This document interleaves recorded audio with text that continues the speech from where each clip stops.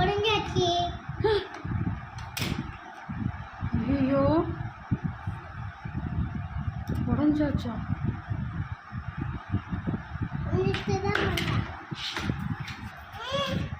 எதுக்கு அதை உடைச்ச?